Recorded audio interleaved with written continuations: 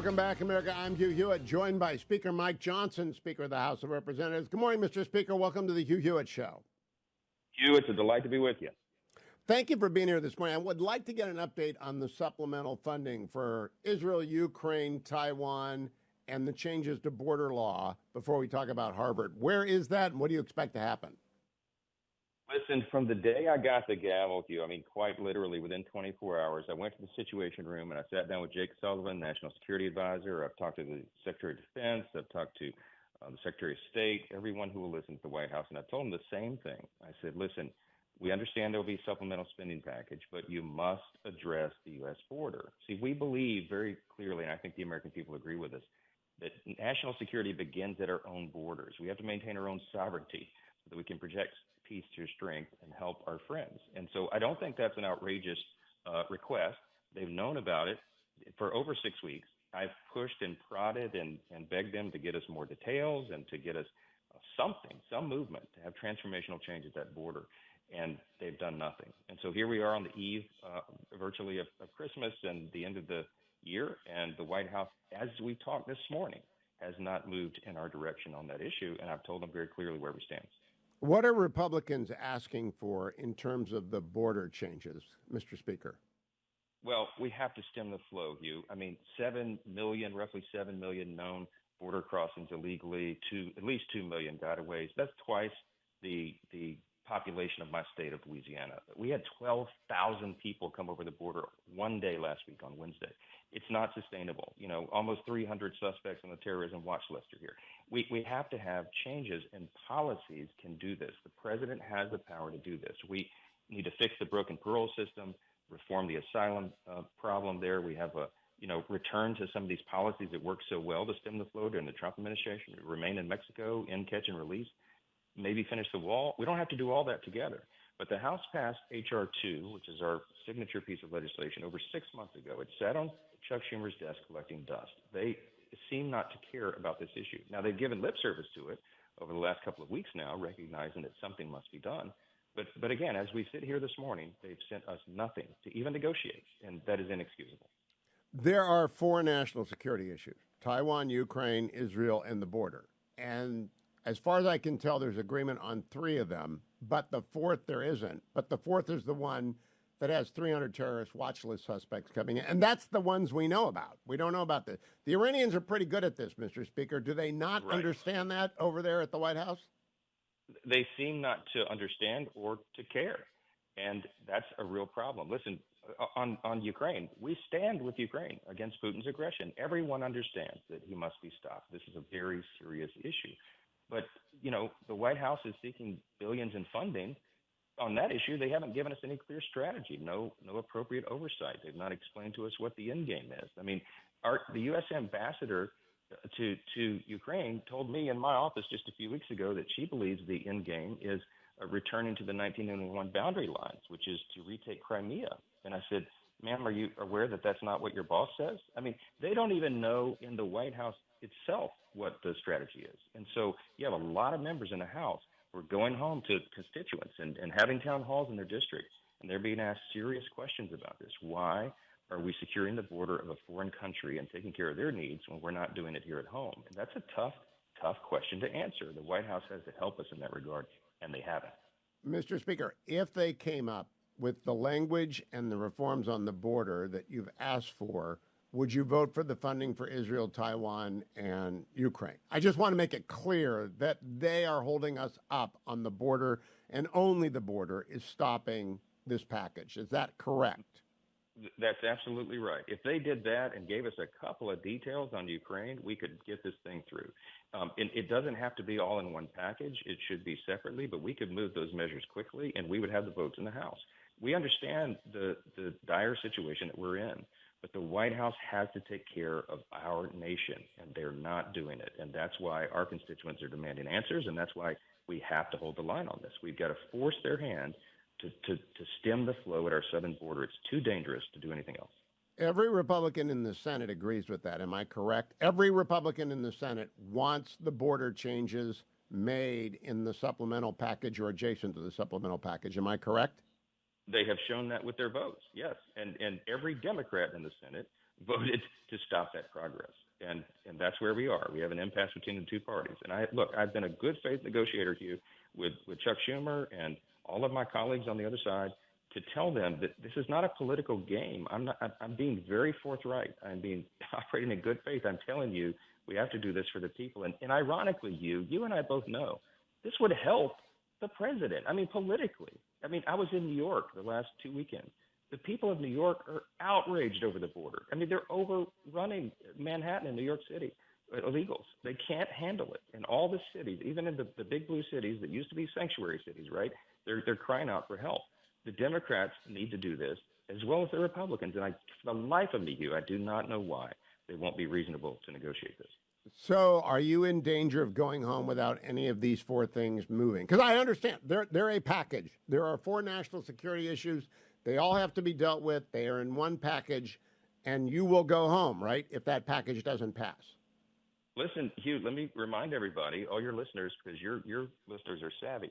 They know people are keeping score. We have done our job. The House passed the Israel aid package 6 weeks ago. Send it over there. It's collecting dust. $14.5 billion is exactly what was requested, and we paid for that. We didn't go borrow it from some other nation to send it to Israel. We paid for it here. But again, what's Chuck Schumer done with that? Nothing. It's sitting on his desk.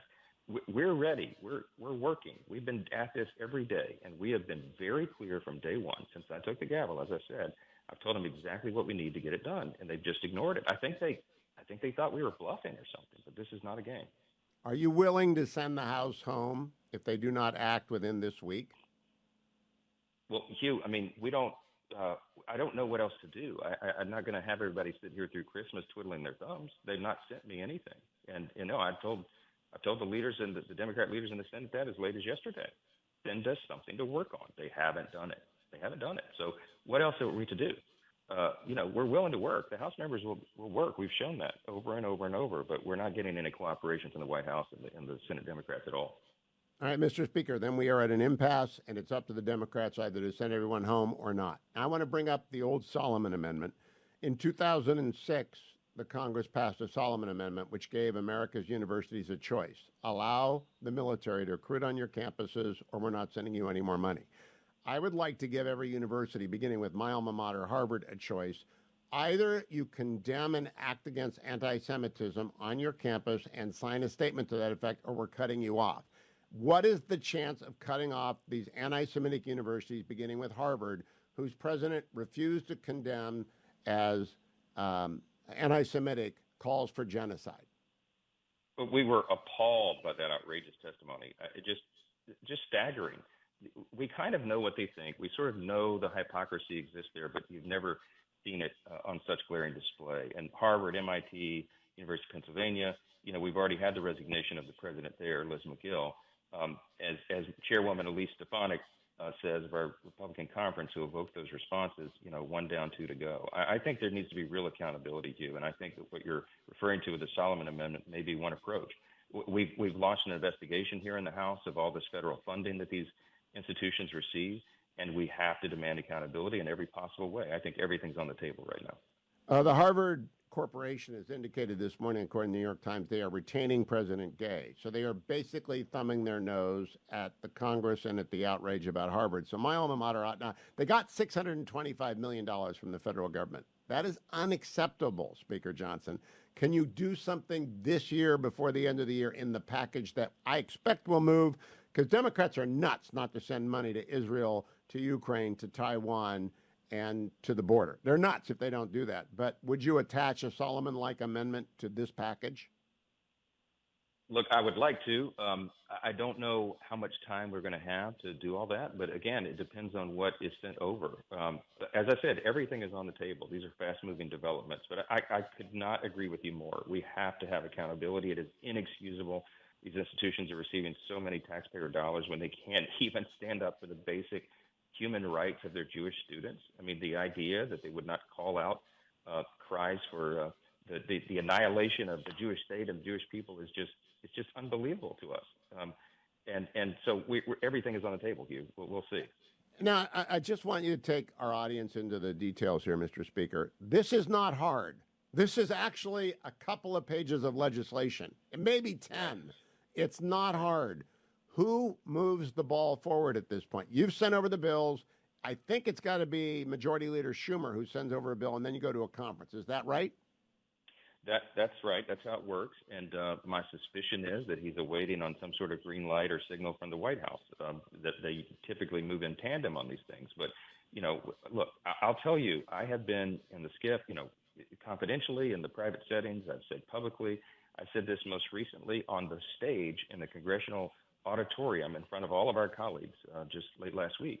I told the National Security Advisor, the Secretary of Defense, the Secretary of State, all of them, these are the necessary ingredients. This is not difficult. We need transformational change on the border, which you could do with a stroke of a pen, and we need clarity on exactly what and how the money is going to be spent in Ukraine and what the strategy is.